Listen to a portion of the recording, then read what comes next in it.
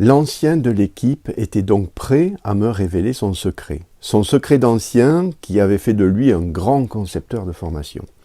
Il avait passé toute sa carrière dans le métier de la formation et il adorait créer, il adorait partager, faire monter en compétence des personnes qu'il ne connaissait pas, mais qu'il adorait faire progresser. C'est donc lui l'ancien qui m'a révélé cette méthode essentielle qui n'est malheureusement pas enseignée dans aucun module de formation que j'ai pu suivre en 15 ans de carrière.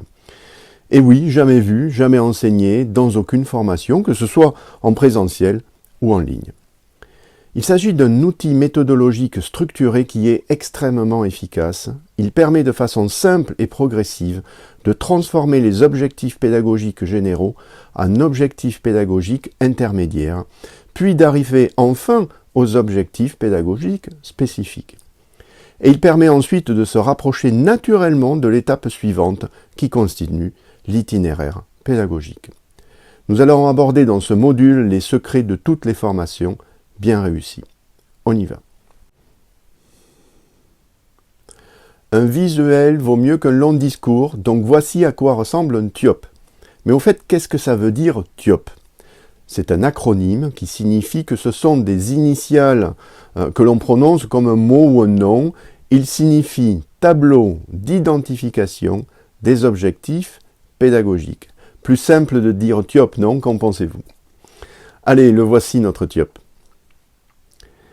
Et pareil, pour te donner un aperçu d'un TIOP renseigné, finalisé, voici à quoi cela peut ressembler. Mais revenons sur la structure vierge du TIOP. Les 3 premières colonnes sont consacrées aux différents types d'objectifs pédagogiques. Puis, les 3 colonnes suivantes caractérisent le type de savoir des objectifs pédagogiques. Est-ce du savoir, du savoir-faire ou du savoir-être ? Puis toute la dernière colonne sert à caractériser, hiérarchiser les objectifs pédagogiques. De ce fait, le TIOP est généralement créé sur un tableur et vous allez voir que la méthodologie de complétude de cet outil incroyable nous pousse aussi à utiliser un format tableur. Nous allons voir dans les secondes qui suivent qu'un TIOP se remplit en 5 étapes.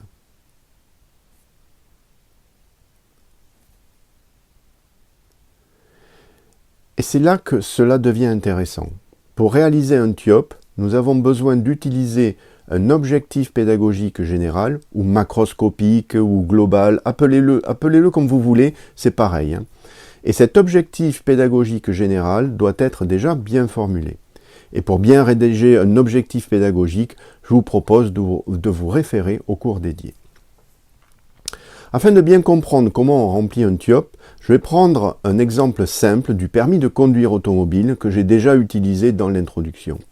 Cet exemple utilise la technique des 3C, comportement, conditions d'utilisation, critères de performance. On va donc commencer par renseigner dans le TIOP notre objectif pédagogique général. Ça, c'est fait. Et là, on va commencer par transformer cet objectif global en objectif intermédiaire. Et pour y arriver, on va se poser une seule question essentielle. De quoi ai-je besoin ? On va donc décomposer cet objectif global en répondant à cette question « De quoi ai-je besoin ?» et on va répondre dans la colonne « Objectif intermédiaire ». Prenons donc un exemple concret avec notre exemple de la conduite d'une voiture en zone urbaine en toute autonomie. Et voici la réflexion avec quelques éléments de réponse que l'on va noter dans la deuxième colonne. Eh bien, pour pouvoir conduire une voiture en zone urbaine en toute autonomie, je vais avoir besoin de savoir démarrer la voiture. Puis m'installer au volant de la voiture. Puis encore de savoir faire avancer la voiture en première vitesse. Puis de savoir m'arrêter en freinant. Et encore de rouler en tenant compte de la signalisation urbaine. Alors, je ne vais pas détailler tout ce qu'il faut faire pour atteindre notre objectif global. Je souhaite simplifier l'activité à des fins pédagogiques.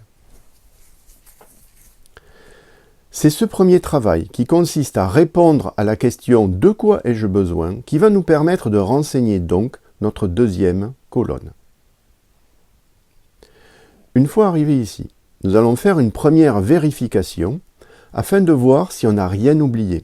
Nous allons changer de point de vue et nous allons vérifier que si nous disposons de tout ce qui est noté dans la deuxième colonne, nous obtenons bien ce qui est noté dans la première colonne. Et pour y arriver, nous allons nous poser une deuxième question essentielle. Qu'est-ce que ça va me permettre de faire ? Pour bien comprendre, je vais vous proposer d'oublier ce qui se trouve dans la première colonne. On va donc partir de ce qui est noté dans la deuxième colonne. Et on va réfléchir et se poser les questions suivantes. Si je sais démarrer une voiture, et si je sais m'installer au volant de la voiture, et si je sais faire avancer la voiture en première vitesse, et si je sais m'arrêter en freinant, et si je sais rouler en tenant compte de la signalisation urbaine, qu'est-ce que ça va me permettre de faire ? Et si la réponse à la question est « Eh bien, si on sait faire tout ça, on devrait être capable de conduire une voiture en zone urbaine en toute autonomie. » On est bon. Cela veut dire qu'on n'a rien oublié et que notre premier travail est validé. Donc en résumé, pour passer de la colonne 1 à la colonne 2, on se pose la question « De quoi ai-je besoin ?»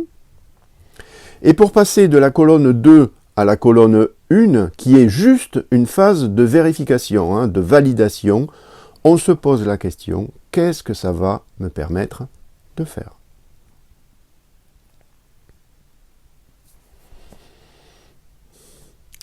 Voilà, vous connaissez maintenant le secret. La technique consiste donc à décomposer un objectif en plusieurs objectifs de façon méthodique et pragmatique. Il est évident que cela demande un peu d'entraînement, un peu de pratique. Je vous préconise de vous entraîner à utiliser cette méthode sur des projets très simples pour commencer. Vous allez voir que vous allez vous poser des questions au début, ce qui est tout à fait normal, mais vous verrez que cela vient assez rapidement. Voilà, il suffit donc d'un outil structuré et de 2 petites questions de réflexion décomposition pour savoir rédiger un TIOP. Si vous avez compris ça, bonne nouvelle, le plus dur est fait. En effet, la suite de la méthodologie est logiquement simple. Pour passer de la colonne 2 à la colonne 3, on va encore décortiquer l'objectif pour devenir de plus en plus précis et passer des objectifs pédagogiques intermédiaires aux objectifs pédagogiques spécifiques, en se posant la même question que précédemment, de quoi ai-je besoin ? Reprenons notre exemple de la voiture et posons-nous cette question pour savoir démarrer la voiture, de quoi ai-je besoin ? Eh bien, pour démarrer une voiture, j'ai besoin de savoir me mettre en priorité au point mort, puis de savoir tourner la clé de contact. Et voilà. On vient de passer d'un objectif pédagogique intermédiaire à un objectif pédagogique spécifique. Il suffit de répéter l'exercice pour chaque objectif pédagogique intermédiaire et le travail est fait. Vous l'avez compris, le TIOP nous permet, au travers de son formalisme, au travers de son questionnement, de sa méthode step by step, de transformer petit à petit des éléments généraux qui peuvent paraître complexes en éléments spécifiques gérables. Petit à petit. C'est clairement la méthode des petits pas que l'on utilise encore et encore et qui fonctionne comme souvent à merveille. Les 2 dernières étapes sont plus simples car exemptes de méthodologie telle qu'on vient de le voir. Une fois que nous avons déployé la méthode avec les vérifications nécessaires aller-retour, en utilisant les 2 questions, nous pouvons passer à la suite afin de compléter le tableur. Mais avant d'attaquer l'identification des savoirs, j'en vois certains qui se disent « Mais jusqu'où peut-on aller comme ça dans le niveau de précision ?» Excellente question. N'oublions pas que le TIOP est un outil de décomposition d'objectifs pédagogiques. On va donc s'arrêter au niveau de la formulation des objectifs pédagogiques. On ne doit pas noter les messages clés qui seront transmis dans notre formation. Prenons l'exemple de l'objectif pédagogique spécifique suivant, savoir tourner la clé de contact. Et essayons d'aller plus loin, d'être encore plus précis. On voit que si on veut détailler encore plus cet objectif, cela se transformerait de la façon suivante. Mettre la clé dans la serrure avec la main droite et réaliser une rotation avec le poignet dans le sens horaire. Ce n'est plus un objectif pédagogique. Il s'agit plutôt d'un geste technique, d'un message clé à transmettre. Ce n'est plus un objectif pédagogique. Or, dans le TUOP, on ne note que les objectifs pédagogiques, pas de message clé ou autre. On s'arrête donc à l'objectif pédagogique spécifique. Allez, on passe à la suite.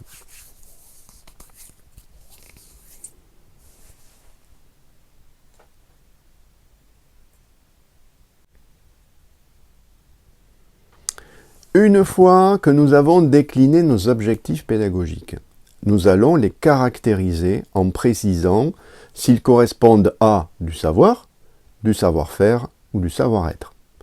Cet exercice est capital et nous verrons plus tard que réaliser cette tâche nous permettra de gagner beaucoup de temps. Je ne vais pas faire un cours sur le sujet, mais je vous propose une synthèse rapide au travers de ce visuel.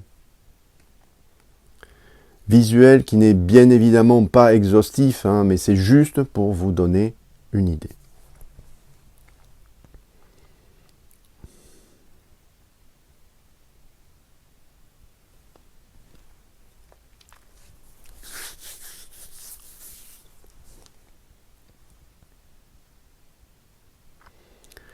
Et si on revient au TUOP, il s'agit simplement de préciser quel est le type de l'objectif spécifique. Le système de croix à renseigner est intéressant car une fois renseigné, il nous permettra de pouvoir identifier en un coup d'œil quel type de savoir sera le plus concerné par notre formation et en déduire par conséquent une première logique pédagogique ainsi que les modalités associées qui seront le mieux adaptées aux besoins. Mais n'allons pas trop vite car le TUOP n'est pas un outil de création. Attention, c'est juste un outil de type analyse fonctionnelle, de clarification et de décomposition.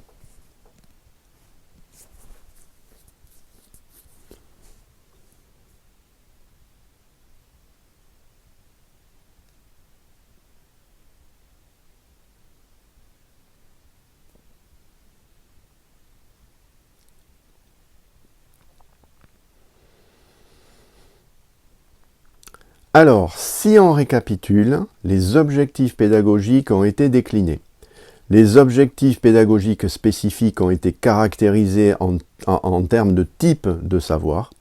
Il nous reste une dernière étape à réaliser, hiérarchiser les objectifs. Pour hiérarchiser les objectifs, il peut y avoir différentes stratégies. Soit on hiérarchise par niveau de difficulté, là c'est votre correspondant spécialiste de la thématique qui vous dira ce qui est généralement dur à comprendre. On peut aussi hiérarchiser en raisonnant temps moyen nécessaire à l'obtention d'une bonne pratique. On peut aussi hiérarchiser les savoirs vis-à-vis de l'enjeu de la formation, ou encore par pertinence, ou encore par le coût qui sera engendré par les moyens matériels nécessaires à la formation, etc., etc. Quoi qu'il en soit, il faudra absolument hiérarchiser les savoirs. Afin d'identifier sur quel savoir il faudra être vigilant, sur quel savoir il faudra passer plus de temps en formation, faire plusieurs exercices par exemple, ou faire des évaluations plus précises. Ce travail se fait obligatoirement en compagnie, en collaboration avec votre référent responsable du contenu de la formation. Je vous invite à voir le module sur les 2 composantes d'une formation pour rappel. Et j'irai encore plus loin en faisant valider le livrable TUOP par le commanditaire de notre formation. En résumé, un TUOP se crée en 5 étapes. Renseigner dans le TUOP notre objectif général, transformer l'objectif général en plusieurs objectifs intermédiaires, transformer les objectifs intermédiaires en objectifs spécifiques, caractériser les objectifs spécifiques en savoir, et dernière partie, hiérarchiser les objectifs spécifiques. Une formation correspond au fruit d'une association minimum de 2 compétences. Je vous propose à nouveau de vous référer au module intitulé « Les 2 composantes d'une formation ». Le TUOP ne peut être réalisé que pendant une réunion de travail, en moyenne 4 heures de travail, réalisée en partenariat avec le référent du contenu technique de la formation et le pédagogue. Le TIOP est par conséquent réalisé en tout début de la phase de conception, dès la constitution du binôme. Nous avons vu que le TIOP était construit selon une méthodologie bien spécifique et bien particulière du type analyse fonctionnelle. C'est une méthode rigoureuse et pratico-pratique qui fonctionne très bien, mais il peut avoir ses limites en fonction des thématiques de votre projet formation. Je vous conseille de ce fait, une fois que votre TIOP est finalisé, de se laisser quelques jours afin de l'observer à tête reposée, de le faire lire par des pairs, et peut-être de vérifier s'il ne manque rien en utilisant une approche plus intuitive que méthodique. Il est vivement conseillé de la faire valider par l'ensemble des acteurs spécialistes de la thématique. Le faire lire à des référents, des spécialistes et des experts si possible serait un sacré plus. Le TIOP est en effet un très bon outil de partage et d'échange d'un projet formation sur ce que l'on doit développer comme connaissance. Alors je me rappelle un projet formation sur lequel j'avais travaillé il y a 5 ans de cela. Mon correspondant technique était en panique au début de ce projet car il ne savait pas par où commencer dans ce projet formation et il ne connaissait rien à la formation et rien à la pédagogie. Nous avons réalisé ensemble le TIOP pendant une réunion de travail d'une matinée et à la suite de cet exercice, il était rassuré. Tout devenait clair et il voyait clairement ce que je pouvais lui apporter concrètement dans ce projet commun. L'utilisation du TIOP est un formidable outil pédagogique qui permettra de légitimer votre rôle de pédagogue compétent.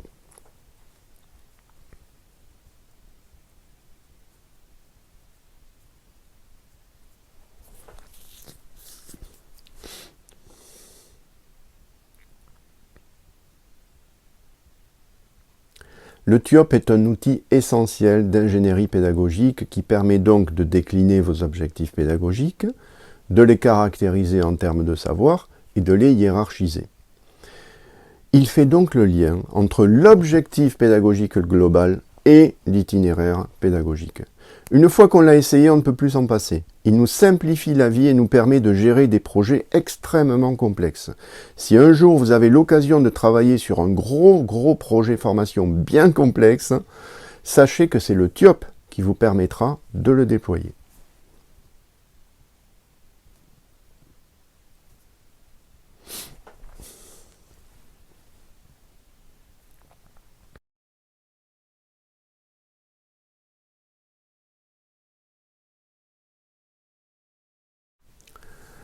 Le TIOP est la botte secrète d'un projet formation complexe. Cependant, je vous conseille vivement de l'utiliser sur tous vos projets formation, qu'ils soient au format présentiel, cours en ligne ou blended.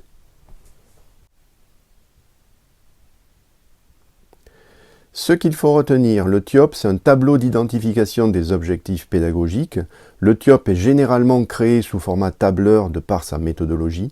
Le TIOP est un outil de conception pédagogique qui permet de passer de l'objectif pédagogique à l'itinéraire pédagogique. Le TIOP utilise la méthode des petits pas, objectif général, objectif intermédiaire, objectif spécifique. Le TIOP utilise une méthodologie séquentielle step by step. Méthodologie, la question à se poser, de quoi ai-je besoin? Et pour vérifier, la question à se poser, c'est qu'est-ce que ça va me permettre de faire? Co-construction, le TIOP se co-construit en binôme, spécialiste de la thématique plus le spécialiste de la pédagogie. Vérification intuitive hors méthode à utiliser à la fin du travail. Le TIOP est un outil d'analyse, de clarification, ce n'est pas un outil de création pédagogique. Le TIOP est un pur outil d'ingénierie qui permet de décomposer un système complexe en parties gérables. Il reprend les principes de l'analyse fonctionnelle. Le TIOP permet de transformer un projet formation complexe en projet gérable. Et voilà, j'en ai terminé avec le TIOP. Le TIOP est un outil qui m'a permis de débloquer tous mes freins liés à la conception d'une formation. Tout s'est clarifié une fois expliqué. N'oublie pas que tu bénéficies d'un accompagnement personnalisé sur le sujet qui est compris dans le prix de la formation. N'hésite donc pas à me contacter afin que je lève les dernières ondes d'ombre qui pourraient planer sur cet outil incroyable.